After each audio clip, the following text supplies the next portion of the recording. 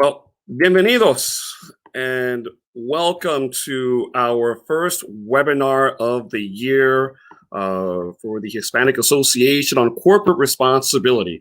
My name is Sid Wilson. I'm President and Chief Executive Officer of ACER, and welcome to our webinar, our first of the year, titled Diversity Executives Creating Meaningful Change. We're really excited about our webinar, as this will be an opportunity to talk about diversity and inclusion and best practices by executive leaders. And we have a great lineup in store for you for this 1-hour webinar. Just some minor housekeeping. We encourage you to share your experiences through social media. Use the hashtag HACR events and share your experiences from our webinar. ACER's webinars are made possible thanks to our sponsors. And before we begin, I'd like to recognize our sponsors, Nationwide and Marriott. And please see our first video from Nationwide. Our unique difference is our associates. From the top of the house to the front line, we share a commitment to diversity and inclusion. We also recognize that diversity and inclusion is a journey, with wins and celebrations along the way. We retain associates because of our inclusive culture, a culture that not only provides a safe, fair, and trusting environment, but also an environment that provides equal access to opportunities. At Nationwide, diversity and inclusion is simply who we are. We intentionally create an environment where everyone can bring their best self to work. We purposefully invest in a culture that lifts all. We know when we have an inclusive culture, a culture that values and respects all, and where everyone proudly brings their differences to work each day, it's these differences that create fresh ideas, drive business success, and fuel innovation. Our associates will continue to elevate our inclusive culture by providing extraordinary care to each other, our customers, partners, and communities. Because of our associates, we have a culture of caring that makes a difference. We remain deeply committed to continuing to grow our diverse and inclusive workplace. And we'll continue to ask for and listen to feedback from our associates. I cannot be more excited and energized about our future.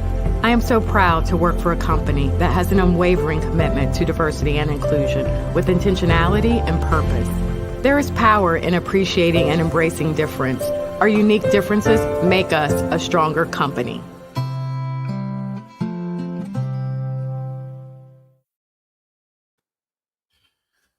Thank you, Nationwide, for your support of ACER. Here is our second video from our sponsor, Marriott International.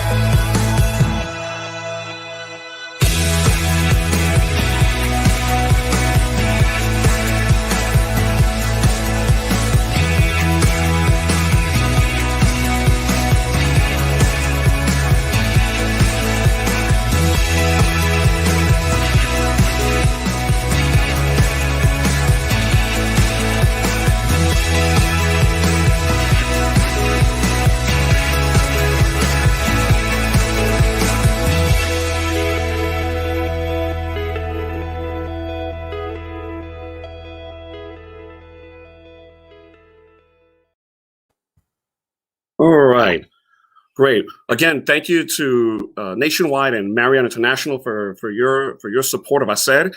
And let's get started. We're really excited for our session today, and here to moderate today's webinar on diversity executives creating meaningful change.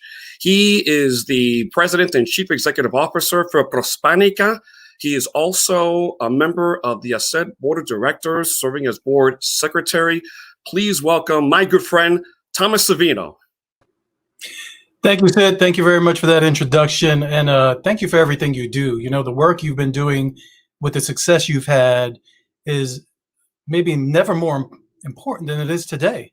So, you know, keep at it. We'll keep on supporting you, and definitely very thankful for the work that you do. Yeah, we have a great group today. Each individual professional has greatly achieved things, does important work. It's a very thoughtful group and a very fun group. So with that, let's introduce them. First, I'd like to introduce Angela Bretz, Vice President and Chief Diversity, Equity, Inclusion Officer at Nationwide. Hi, Angela. Hello. And welcome. And thank you for joining us today.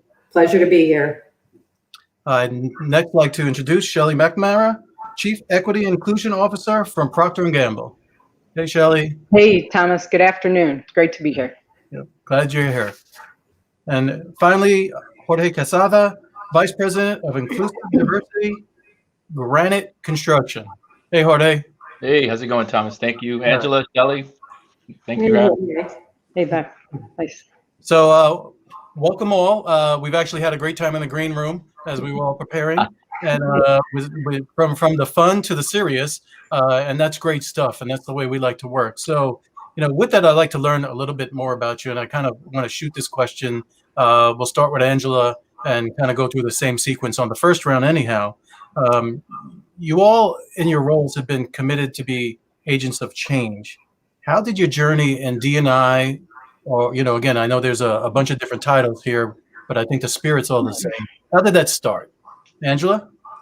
Thank you, Thomas. So as I reflected on this question, my journey to DE&I, diversity, equity, and inclusion, really began in my childhood, and I didn't realize it as much until I began working in this space. But throughout my childhood, I was surrounded with diversity and inclusion.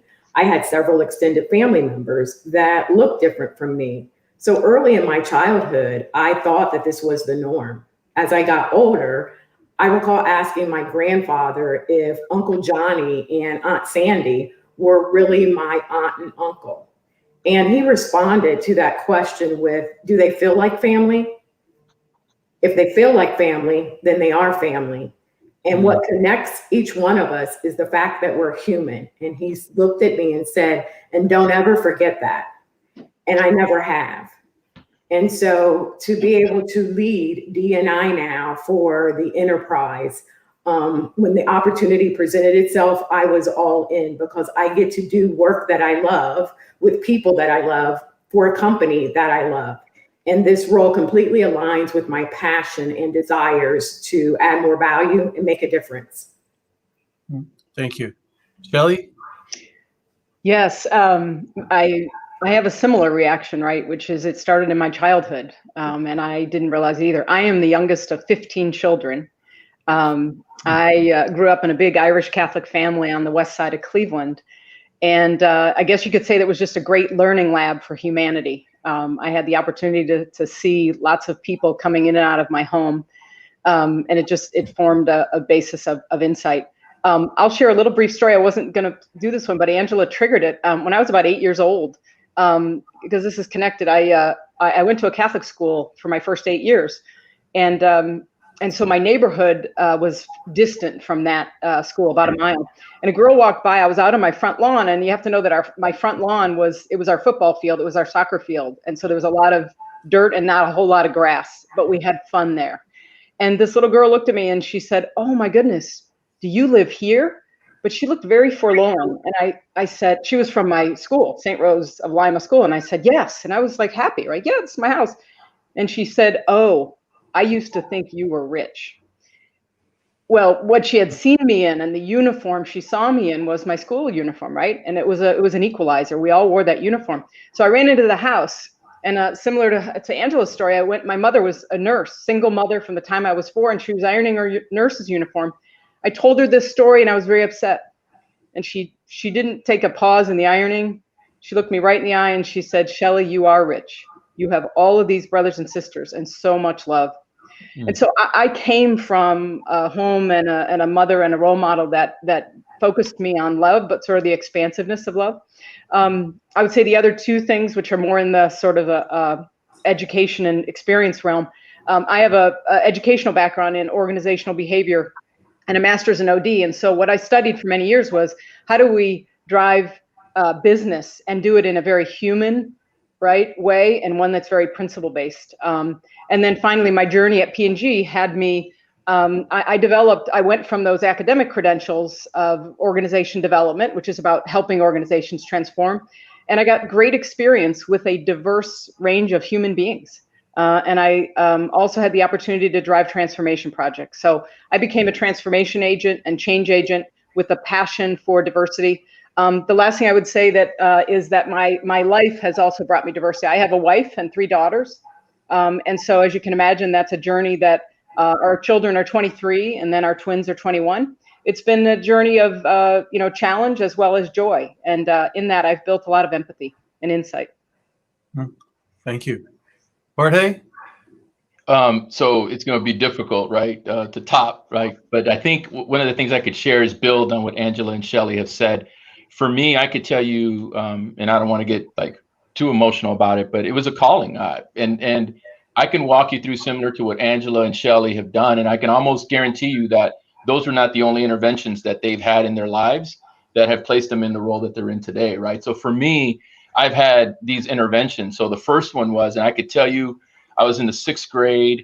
It was one of those moments that was the first time I saw my mother like cry, like that emotional cry where you get ugly crying, right? That moment where I wanted to hug her. And as I was trying to hug her, she pushed me away and she said to me, and it's still very defining to this day, she goes, "Don't you ever treat a woman like I was treated today."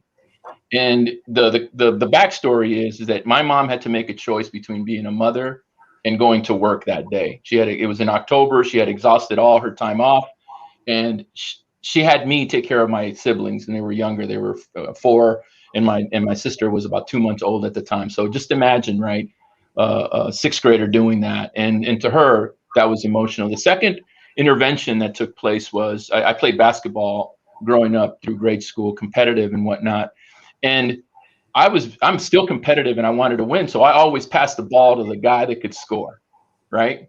And the coach took me out of the game and he said, "You know what? You will never be the captain of this team and you will never be successful in a team sport until you realize that you have to include everyone." And that was before all this terminology of diversity and inclusion and equity was playing out, right? And I still remember it. He had more colorful words to share with me because he was a coach at the time, right? And then the final one that I'll tell you, that our chief diversity officer at the time was looking for someone to join their team, and in doing so they had been asking questions about if there was someone that had business credibility, was involved in diversity and inclusion, and just knew the business at the time, and my name kept popping up, right? And so he reached out, he called me, right? I answered the call, and I wish I could say the rest was history, but one of the things that he called out on me from a developmental perspective, he said, "You know what? I hear that you want to be a chief diversity officer." And it was almost like that basketball coach, and it really was a lesson for me. And he said, "Until you realize that this work is not about you, it's about the people that you serve, you will not get into any level higher than where you're at today." So I've learned in this space that it's not about me, it's about the people that I serve. It's about the people that I include, right? And the ally that I need to be, and not with just intent, right? Intent is good. I need to have initiative and action. So that was my journey to this role. Wow, it's what's interesting. You guys are making me think right here, right? Because I've thought about this in my role as first nonprofit, but I've always been self-aware. And why? Because it comes from my family, right? And then Angela, you started with that, and that really resonated with me. Despite being at famous organizations, my family was very. I'm the oldest, and all my first cousins live around me, and we got every complexion under the sun covered. And somewhere along the way, I learned the rest of the world wasn't diverse like that. But let's just follow up on that family thing for a second. Some people may be saying, geez, I don't know if it comes from my family. And I would be a little suspect of that. I think everyone's got a story if they look deep enough. And we're talking about, my follow-up question was going to be about, what do people need to do who want to start on this journey to diversity? Would you recommend, we'll go to Shelley, do they have to look into their family? Do you suspect there'll be an element of family in there? Or is family not really it? It just happens to be your story, but I think the words around family or the context of family is one context where I had some really meaningful experiences that expanded my empathy and my insight. I would also say to you that my professional career of working around and with people from around the globe, diverse people of every, racial, ethnic, religious, et cetera, background, has also been a set of experiences that have expanded me. So one of the things I would say is I think, we become what we experience. We become, who we grow to become. We grow through those experiences. So what I would say is those experiences, created a set of beliefs in me and a set of passions, right? I would say to you that, I think this is one of the things that we are fighting with, and I say fighting with, maybe challenged with in the equality space, is that all of us, if you're human, you're biased, right? And so we have all come to believe things about each other that are not true, that are not accurate, that are not respectful.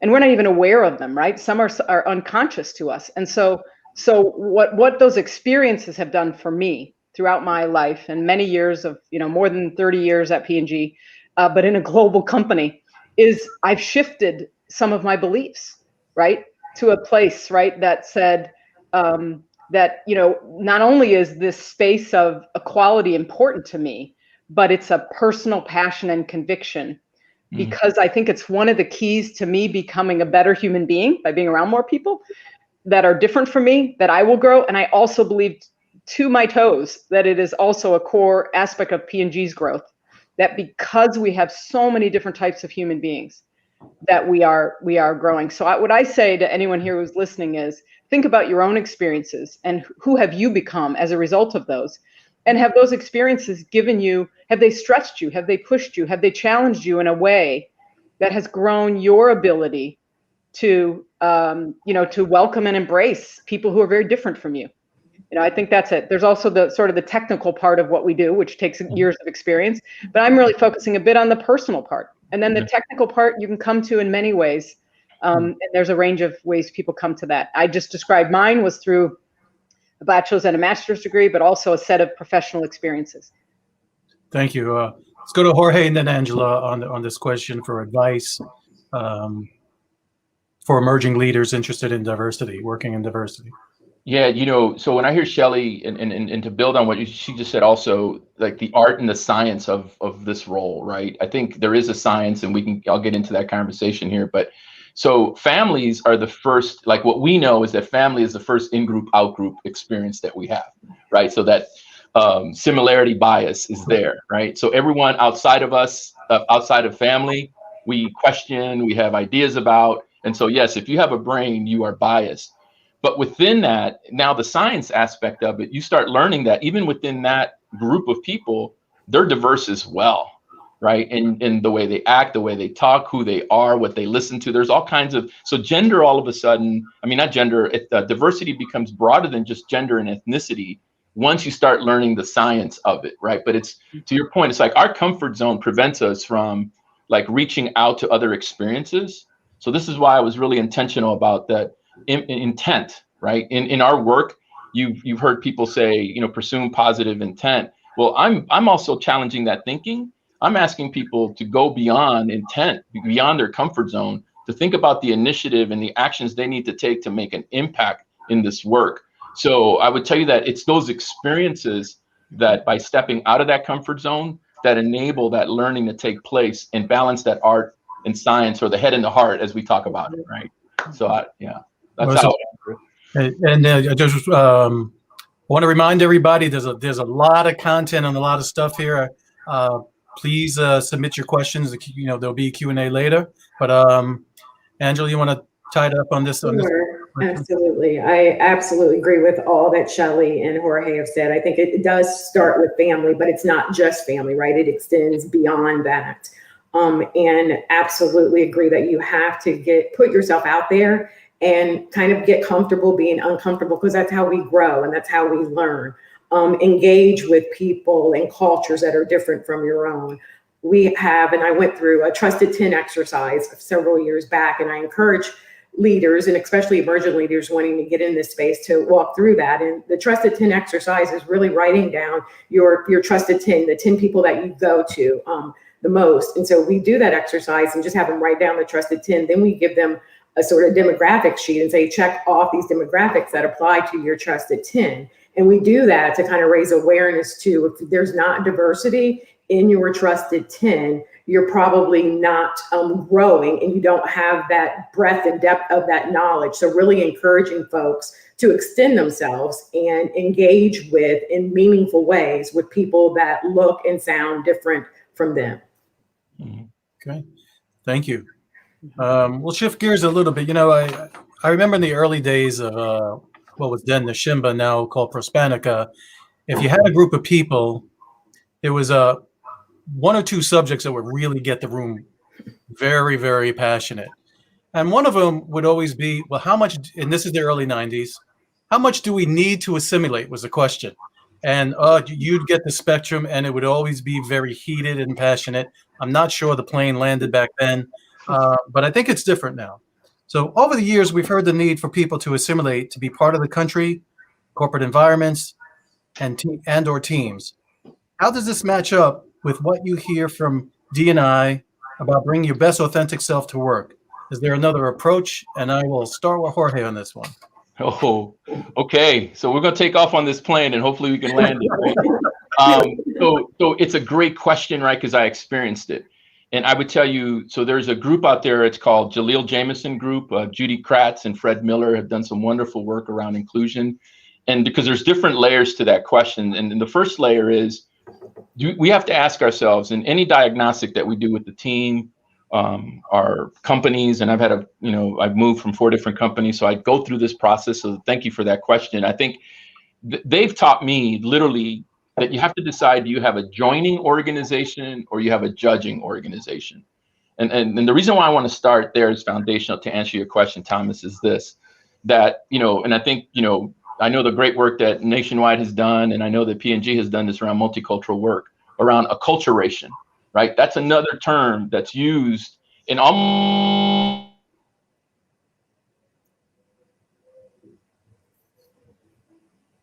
I cannot hear Jorge. Is it just me? I can't hear you. Jorge, you're on mute. I don't know if that's you or that's How's that? Better? Was that the part? Is that the part of your answer where you're going to make? Okay, perfect. So I'll go back to acculturation, right? Can you hear me? Yes. Okay. So from acculturation, you can go from non-being acculturated, right, where you prefer, let's say, language, prefer Spanish. So you're new to the country, prefer Spanish. Then you could be bilingual. You're semi-acculturated. And then you're acculturated when maybe you have a preference to lead with English. And the reason why I want to ground us to that, because I think you hear that when you said country, I wanted to bring that up, right? Like, we're in America, you speak English. Well, we have different stages of people, but acculturation, what that does, it allows the journey to take place. And so in D&I, when we say bring your best and authentic self, you may be in those 3 stages, right? And as you walk into our doors, we need you to be you, because that's where the innovation happens. That's where you're the best engaged. When we say assimilate, my reaction, this is Jorge, right? Talking, right? You're basically telling me to leave my culture, my language at the door. And I need you to be like everyone else. That would be like Shelly and the little girl who came to her house. Like, if you want to hang out with me, I need you to be like a McNamara. If that's, just using your name right now, right?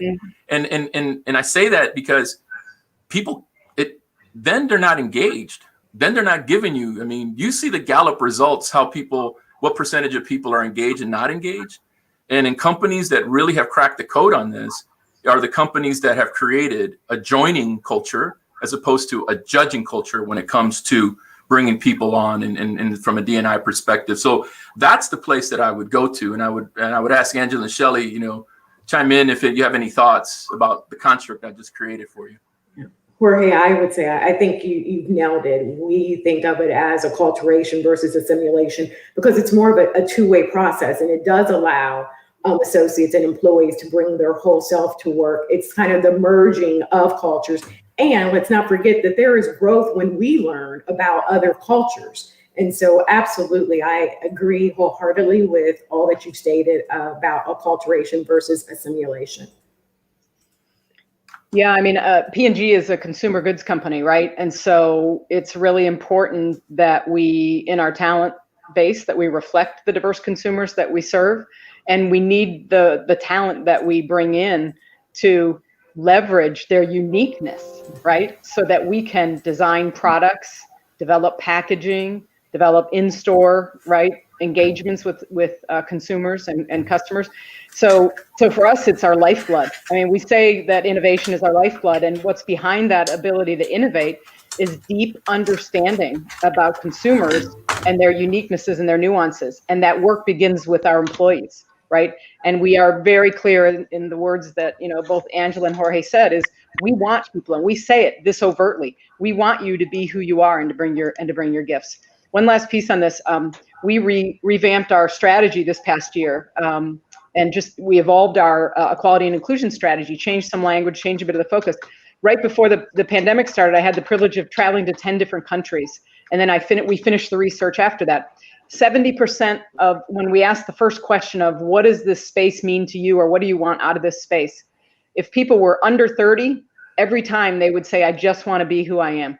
I want the space to be who I am. And so it was a common theme. And I will tell you, we were in 10 different countries and it didn't matter the country.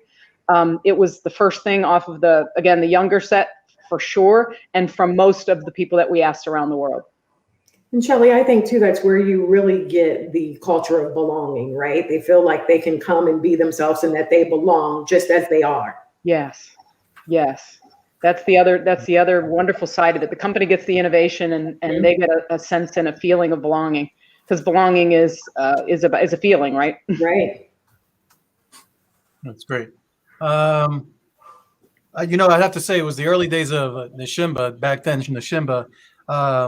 As I think about it and some of the things you guys are doing, we haven't heard that argument in well over a decade, nor have I heard anyone from a company say, you guys need to assimilate, which is something in the early 90s, for sure, we would hear. So if our country is an unfinished business, I think maybe we are on the march to getting there. So just to borrow a phrase. So thank you very much for that.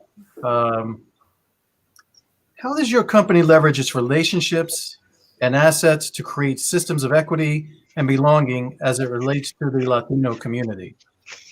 Who wants to start there? I mean, I can start.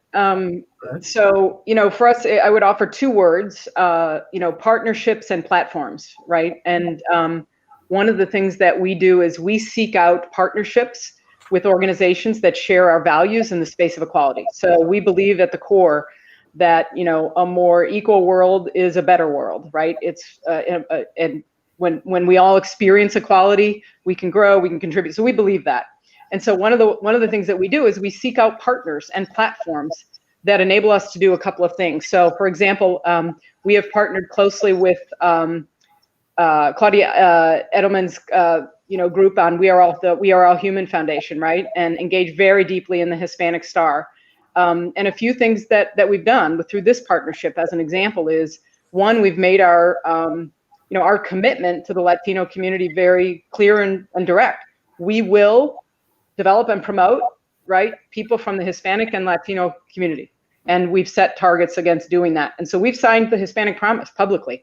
And we did that right in partnership with other like organizations. And we have also committed and through the partnership is to invest dollars and time into some of the Hispanic recovery and relief efforts that happened as a result of COVID-19. So through those partnerships, we can do good, and we believe being a force for good and a force for growth are compatible. And then the last thing in these partnerships is about platforms, right? And one of the things that we've done through that work and with other partners is we have been activating messages through our brands and as a company, and messages that bring visibility to the community, right? Who is the community, right?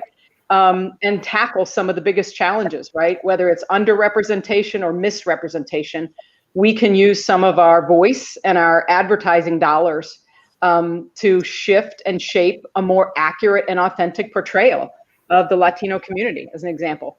And we have committed to do that, to ensure that we accurately and authentically portray human beings, and in this case, the Latino community. So again, I'd say partnerships, and in each vector of equality, we seek out partners that we can do work with in order to make a difference. At Nationwide, very similar, Thomas, to what Shelley just articulated with P&G. We are very intentional about the building relationships and strategic partnerships with organizations that share our values, that allow us to extend our on your side commitment in the communities. We leverage these relationships specifically in the Latino community through public policy, community engagement, economic empowerment and business growth, and also the attraction of talent and development of that talent. One recent example is we recently sponsored a financial literacy program called Financial Empowerment Charlas in partnership with the Hispanic Heritage Foundation. And we also leverage our National Latino Alliance, our Latino Associate Resource Group, who is very active in the communities, particularly with youth and mentoring the youth and bringing them in to Nationwide to see the facilities and what it is like to work in corporate America. So those are the things that I would offer about how we create and leverage relationships and partnerships to promote belonging and equity specific to the Latino community. Yeah, and the only thing that I'll add, right, is that I think companies that are different stages in maturity in their journey, right? So there are companies that will partner with organizations from a talent acquisition perspective, right? Like, how do we bring talent? When you think of a P&G and a Nationwide, they already have, pools of talent of Latinos that now the partnerships are about how do they develop that talent? How do they take them to the next level? We at Granite, as a construction company, we're an essential business in the sense that we're building the roads and highways of the US. And so we have a large pool, like an entry, like craft people, right, that are Latino. So our process is, how do you take that talent pool and move them up organizationally?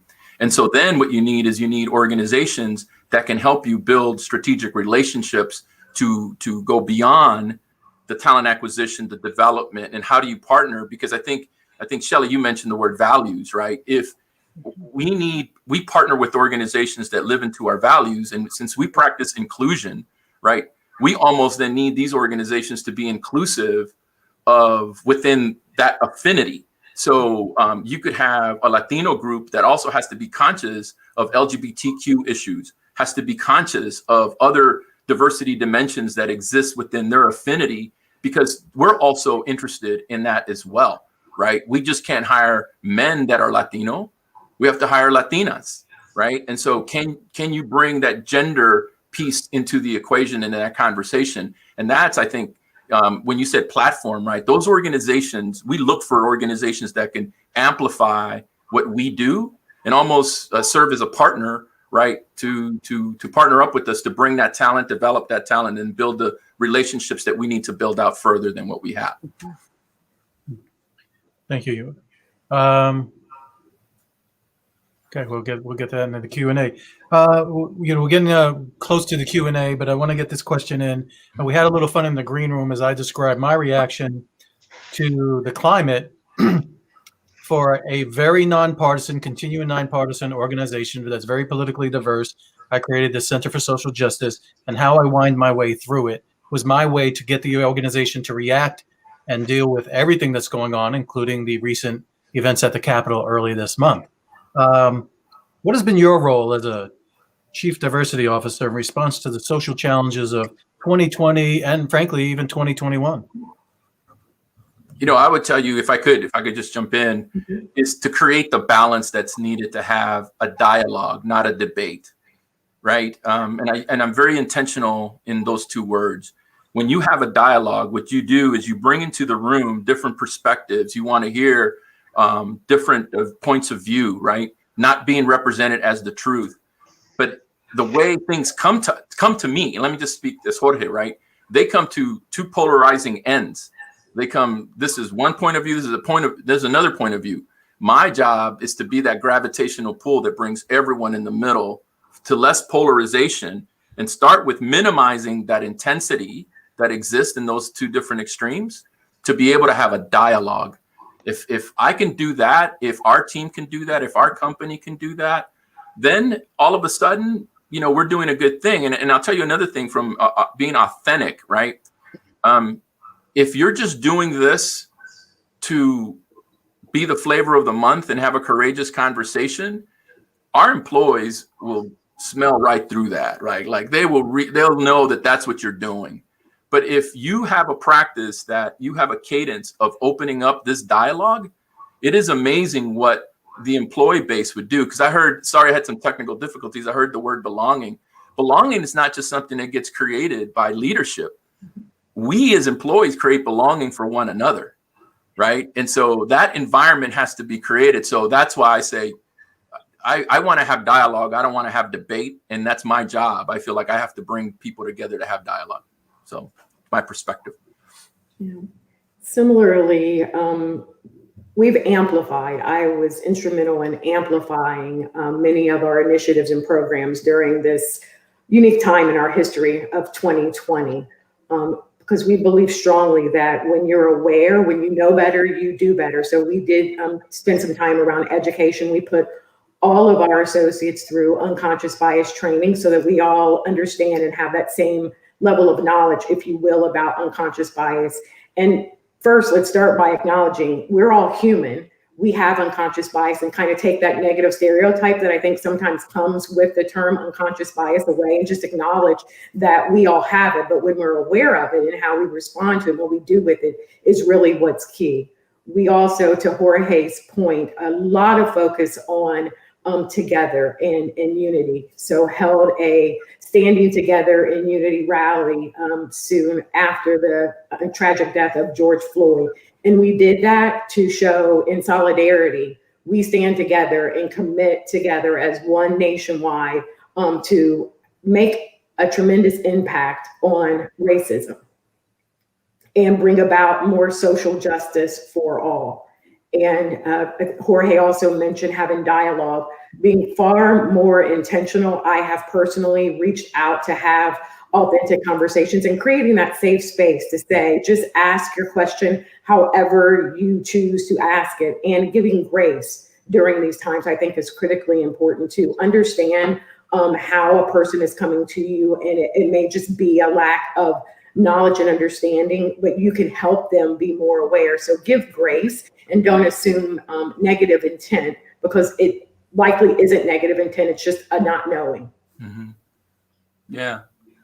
Yeah, I mean, what I would pick up on is two things that, one, Jorge mentioned, we're all at a different phase of our, on the maturity curve, right? Different phase in this work. And for us at P&G, we've been in the work of diversity, equality, inclusion for a very long time. The other word I'd pick up is Angela said, I think you said amplify our work, right? That's one of the choices that Nationwide made. Also been in this work for a very long time. And that's the choice that we made.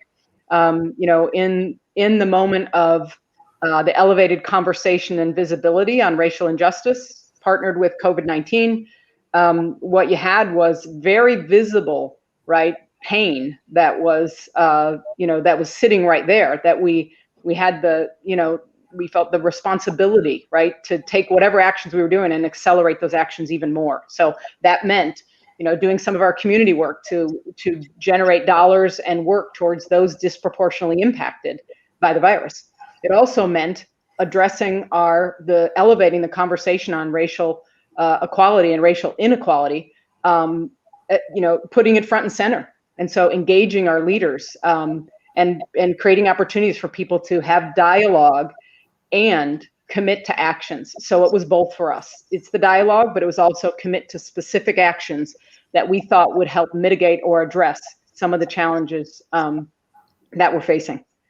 And if I could, Thomas, if I just could, build on Angela and Shelley, I would tell you that the other thing that we haven't talked about, but I know that both Shelley and Angela appreciate, and this is the fact that generationally, right, in the maturity curve of a company, we've also dealt with generational things, right? So we could almost tell you, like, I'm gonna age myself here, right? So back in the 80s, right, we used to teach sensitivity training, and we used to say, you know, women good, men bad. And when we trained that way, right? And men used to come out of the room, right? Fast forward into the 90s, we said multicultural, fantastic, white men, not so much. And so as we keep moving forward, it shouldn't shock us that white men, right, are like not engaged. And they're the people that we need to be mentors, sponsors, to help people navigate through corporate environments, right? So let me put it that way. But also during that time, we said, we don't talk about politics, right? And we kept it away. We didn't talk about racism in our training, right? There was a lot of things we didn't do, or let me say I didn't do, and I'll own up to that. But as we're realizing, we have generations that are coming in that have access, right, whether it's through a phone or whatever, to things that folks didn't have before, right? Like the year 1619 as a starting point became a thing, right? Like, let's think Juneteenth has been around forever. And it seems like we started celebrating Juneteenth last year, right? Because of everything that was happening. So I share that with you because I think generationally, we're also having different voices coming into the space that is challenge. It's asking us to level up our conversation. So think of, I mean, Angela, Shelley, social justice and diversity and inclusion. Go back to 2018. Were we talking about social justice?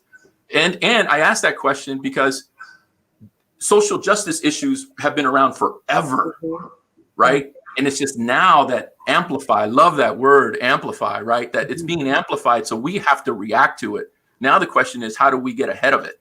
Like, how do we start thinking 20 years out and have some foresight to develop the insights to take different actions? So, you know. Yeah, Jorge, well said. And it's, I think Shelley mentioned it. We talk a lot. Words are nice, but it's about actions and deeds. And that's certainly what we're about. And you're right.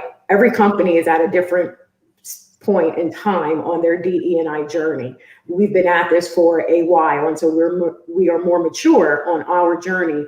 But that means that we lean in more to help others and influence others to sort of join us. So we reasserted a lot of our commitments and with companies around social justice, and reasserted our commitment to that, and increased our donations and contributions in that space with multi-year investments.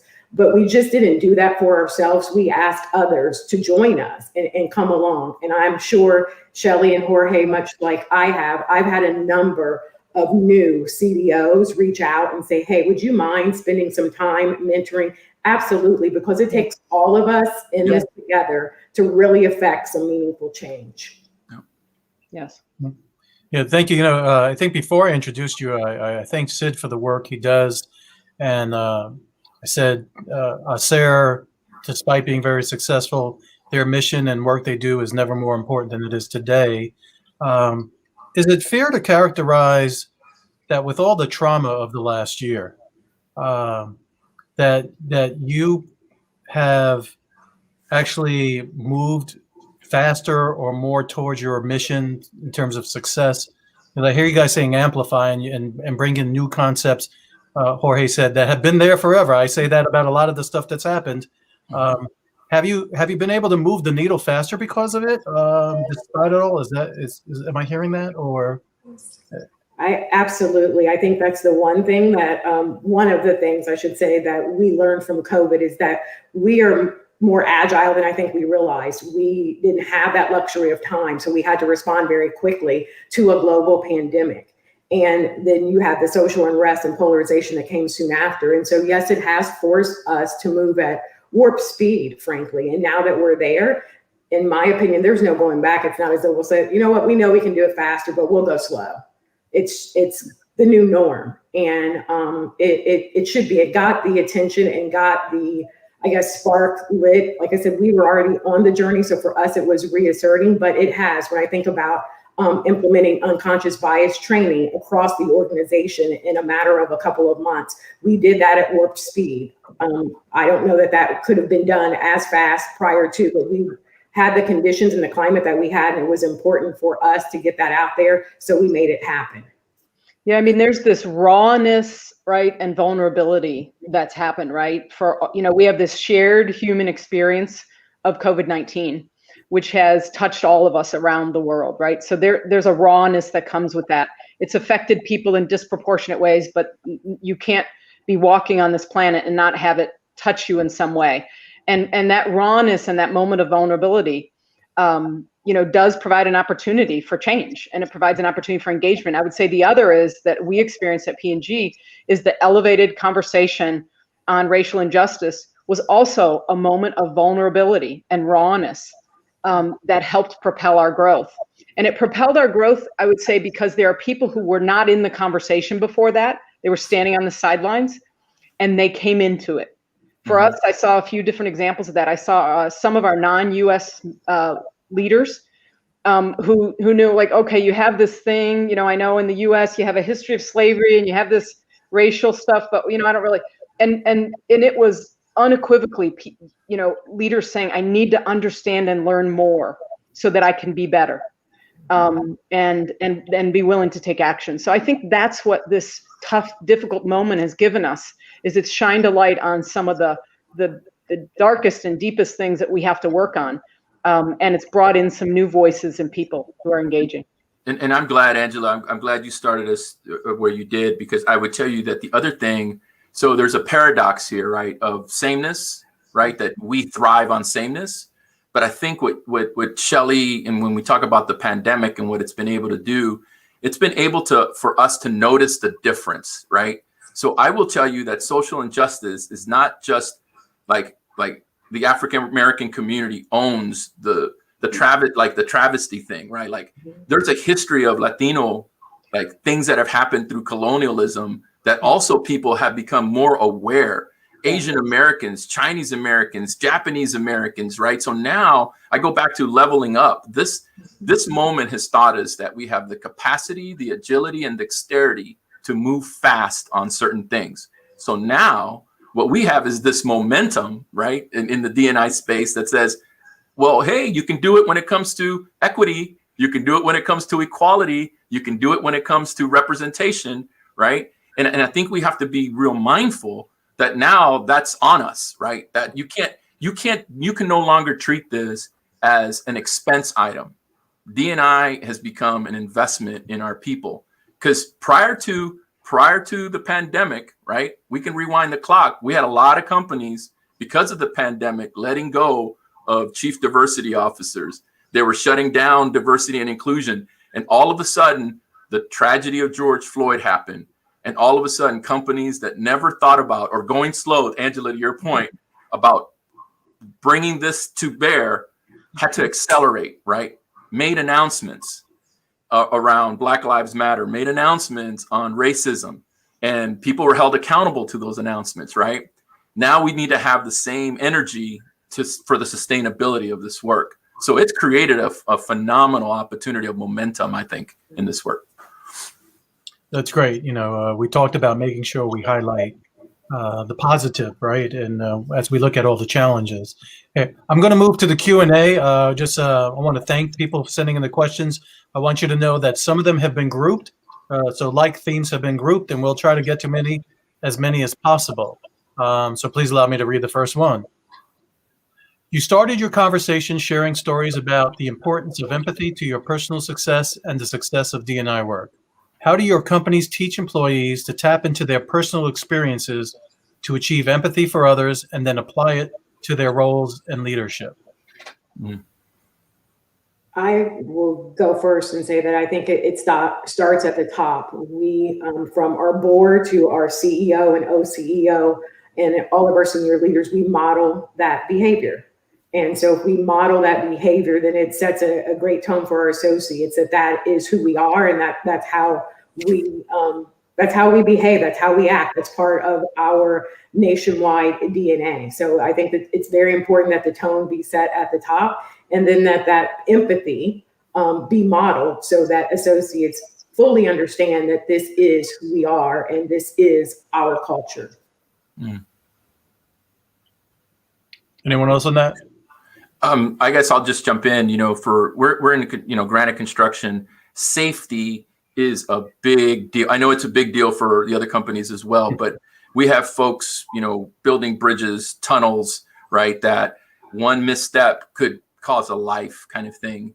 And so the physical safety aspect of it is really important. But I think to build on that, in order to have an environment where people are taking care of each other, you also have to have what now we talk more and more about is the psychological safety, right? The ability to be able to speak up, the ability to share your thoughts, your ideas. When you unleash that, I think that is kind of like an enabler to inclusion. That's an enabler to belonging. Because I think belonging as an output, you need to know that it's not just having a great orientation with name tags and balloons and cakes, right? You have to have someone feel like they belong along the journey.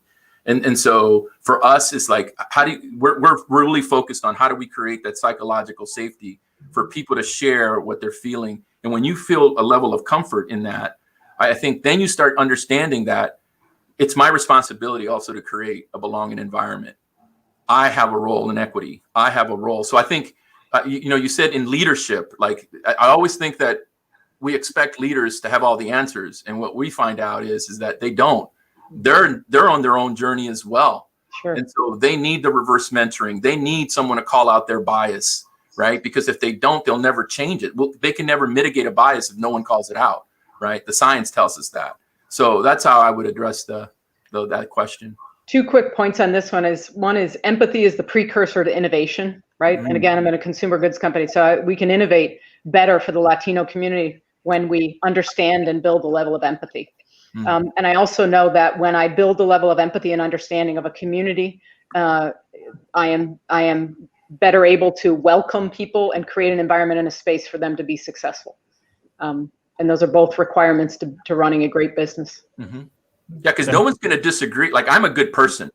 Shelly, you're a good person. And it's like, but what are our actions, right? Yeah. I think that's what I hear you guys saying as well. Yeah. I mean, I can't just say, I'm committed to the development of Latinos at P&G. What I have to do is do things like, ensure we have a target setting process, ensure that we have Latinos in the population and in the pipelines for development, ensure that we're making progress against that and we're holding ourselves accountable, right?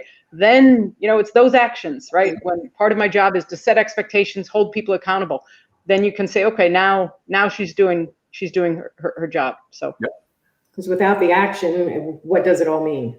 Mm-hmm. It just sits in your heart with good intent, right? I mean, and empathy helps. It's just not enough. Empathy leads to trust, and we have seen when we trust each other and we truly embrace those differences and we connect, we perform in dynamic and high performing ways. We've seen it happen time and time again. Okay. There's a quick one here. Angela, do you have the template you can share for the Trusted 10 exercise? Absolutely. I will get that over to the Hasair team. Yeah, Hasair team's great, so they'll figure out how we do that. And we're down to like a minute. Instead of, these questions are meaty. So I'd ask you, based on the meeting today, just to kind of final thoughts on the meeting today, or where you feel you are today right now.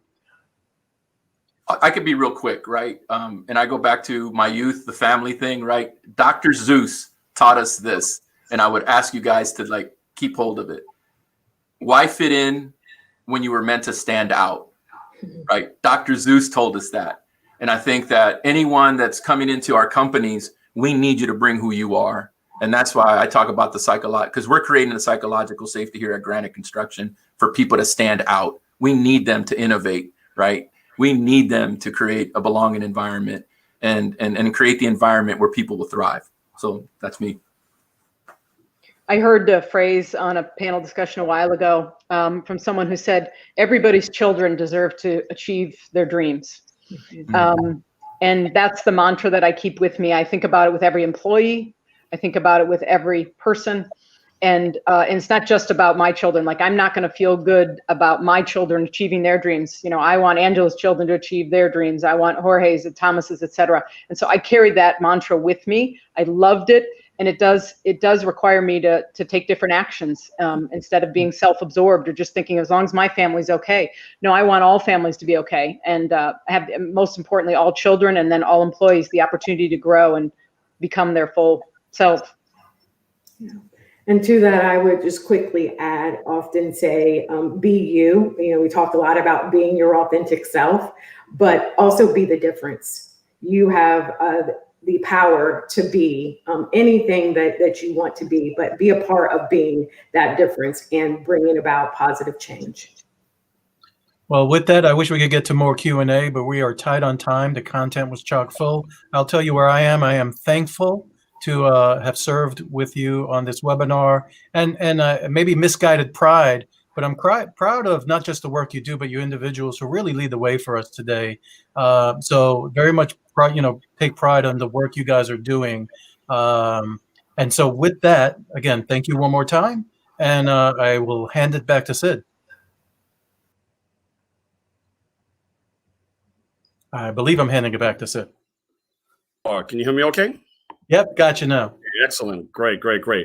A big thank you to our esteemed panelists, Angela Bretz from Nationwide, Shelley McNamara from Procter & Gamble, Jorge Quesada from Granite Construction, and a big thanks to Thomas Savino, CEO of Prospanica, for moderating the session. He serves on our SED board of directors as board secretary. And of course, a big thanks to our SED team for putting this together. That was just a great session talking about something that's so important in corporate America, diversity and inclusion. And these are executive leaders that are creating meaningful change, not only at their companies, but also in the D&I movement. So again, a big thank you to all of our speakers. Just some reminders. Our next webinar will be on February the 10th. This is also a big one. It's Afro-Latinas in corporate America, a conversation on race and gender. February is Black History Month. It's also Dominican Heritage Month, so Dominicano de Pura Cepa, as you know. But this is going to be a topic on the experiences of women who are also Latina and Black. So tune in on February 10th at 2 o'clock Eastern Time. It'll be a great session. And then our first major ASET program will be our second annual Latina Empower Her Summit, taking place March 9th through the 10th, happening in a virtual platform that requires registration. We encourage everyone to participate in a great conference that will happen over those 2 days. So make sure that you follow us on social media, visit us at www.hacr.org. And with that, thank you again for joining us for our first webinar of the year. And we look forward to seeing you in more webinars that we have for 2021. So with that, muchas gracias, pa'lante mi gente, and have a great day.